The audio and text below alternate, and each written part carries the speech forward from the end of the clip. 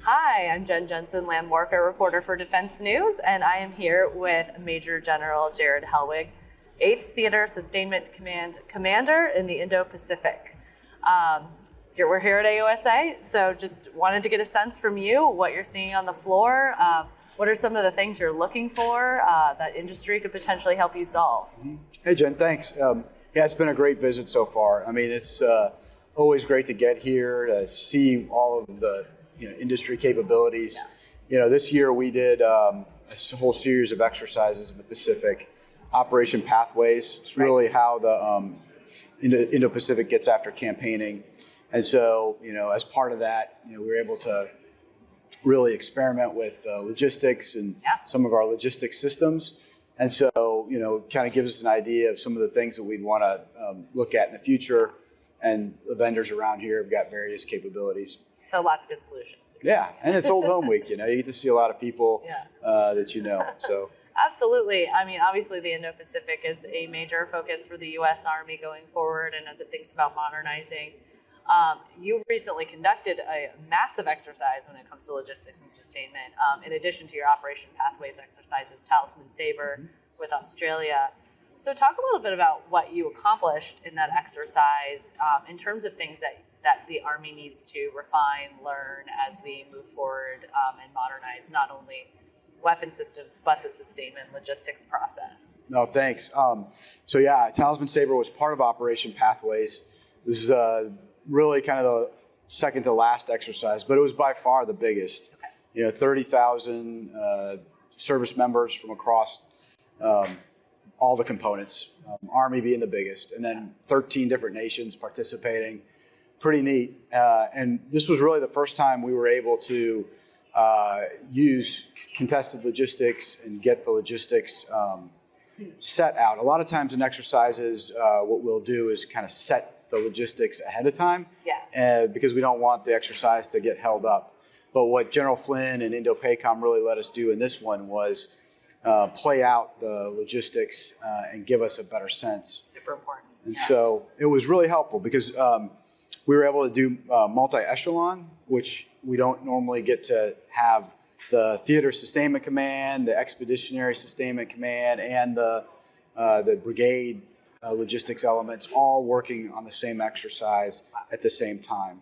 So what that helped us with is, how would we communicate across different echelons of command?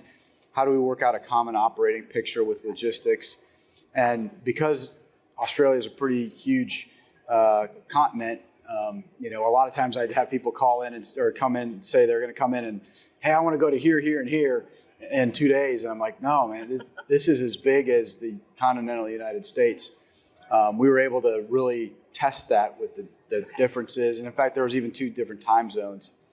And then we added into that our Australian partners in a combined joint theater sustainment component. So we combined what the Joint Force was doing and the Army with the Australians as well. And so that allowed us to really see how we would work as a coalition and as a joint force. And so that was a really huge highlight of the exercise.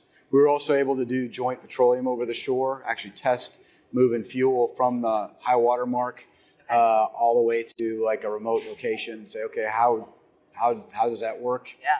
And we did joint logistics over the shore, brought in some of the vessels from Transcom, and then downloaded the equipment onto the Army watercraft, and then brought it on the shore. It's pretty amazing. A lot that you accomplished there. I think one of the interesting aspects also of Talisman Sabre is you were permitted by Australia to leave behind, equipment sets. So talk a little bit about how that is meaningful in terms of how you're thinking about setting the theater and sustainment in such an enormous region. Why, getting permission from various countries might be a good solution to potentially keep equipment available and ready in a variety of different areas. No, thanks. Yeah, it's really important to us for a variety of reasons. First and foremost, Australia's got very stringent agricultural access, which is good. We want to respect our partners, but the effort to clean equipment to that standard really makes it a multi-month. You know, in the case of Talisman Sabre, we were cleaning equipment for about 6 months to get it ready for this exercise. And so leaving some of that equipment, of course, naturally allows us the opportunity to not have to do that. It'll stay there, and we won't have to go through that process. It is important to have equipment ready and positioned in places like Australia. And then it also helps us as we build our partnership with our ally. You know, we share a lot in common, and having that equipment in position just kind of reinforces that commitment that will be there. Okay. So Army Materiel Command Commander General Hamilton has been pushing to adopt predictive sustainment, precision logistics, he says. So what does that mean to you, and how are you helping to develop this capability in the Indo-Pacific region? Yeah, I think that, you know, we have to be precise in the Pacific. It is so huge and so many locations that we really have to be very intentional and understand what we're doing. Because if we send something to the wrong place, it's not, you know, hours of delay, it's days, and in some case months. So we really have to be attuned to that. And so the work that AMC is doing to help us, you know, I think AMC is Indo-PACOM's a great kind of test bed location to do that. If you can do it there, you can do it anywhere. If you can do it there, you can do it anywhere. And they're you know, particularly a place like Palau or you know, Tinian or Saipan or, you know, some of these remote places. Yes, absolutely. How are you going to continue to challenge sustainment capability in the Indo-Pacific in exercises coming up? Can you talk a little bit about how you might be sort of upping the ante? Like, you had Talisman Sabre that really exercised your capabilities. What are some of the things that you want to try in the coming year to get after, you know, continuing to improve your sustainment, as well as, you know, build on the contested logistics goals? Yeah, so we'll take that same concept that we did in Australia, and we're talking to Japan about how much they would want to do in a joint logistics effort. I think that'll be helpful from a kind of organizational construct. We'll see, this worked here. Can we do this, as part of some of your exercises? And that'll be kind of the early part of this year. We also have a exercise in the summer, Valiant Shield, and we'll experiment with some watercraft. We learned a lot in this last year, but can we take that to the next level and move equipment and personnel and commodities to some of these remote locations. So I think those are the main areas that we're going to really focus on in 24. Okay. I had a really interesting conversation with the Sustainment Command commander this morning, and he talked a little bit about some interesting scenarios involving using additive manufacturing, 3D printing to create parts, as part of, let's say, you're exercising a joint forcible entry onto a beach, for instance, and you have something break down, but you can have a part printed on a ship and then using watercraft to pick it up and bring it to the beach. How are you thinking about things like that?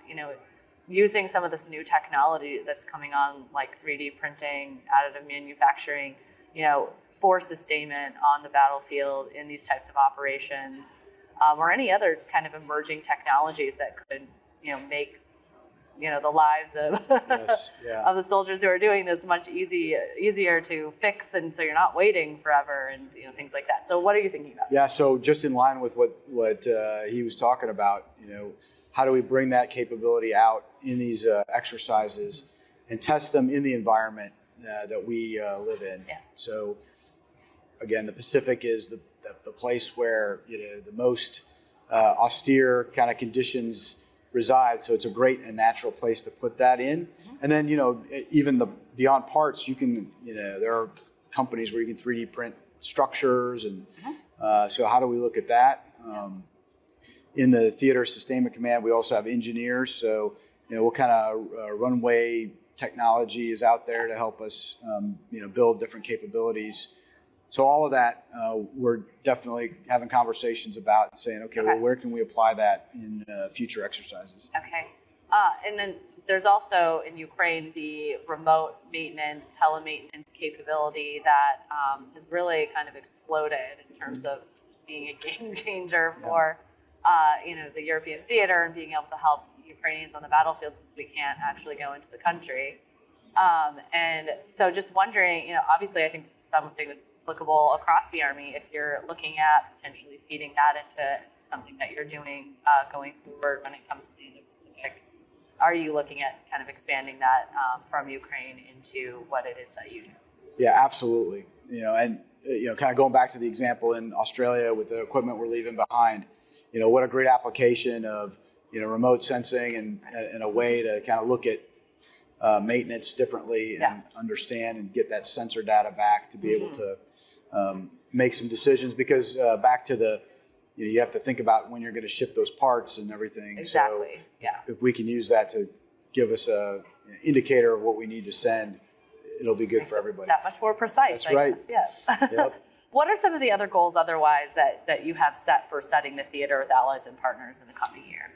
So I think the other thing we learned in Talisman Sabre is the power of contracting and how we look at using the contracts that we do as part of these exercises to really facilitate a better understanding of our partners, what capabilities exist.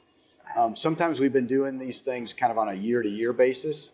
But what we found this year is maybe what we look at is multi-year type contracts. And it doesn't sound all that like revolutionary, but if you do that right, it is more precise as well. It gives you a better idea of what you need to bring and what you may not have to bring based on what's out there. And so that's another area that I think is really important to continue to take those lessons learned from this year and apply to the following year. Okay. Well, that's all the time that we have. Thank you so much to General for joining us today, and I hope you enjoy the last few hours of AUSA. Absolutely. Thank you. It's a pleasure to be here. Thanks again, Jen.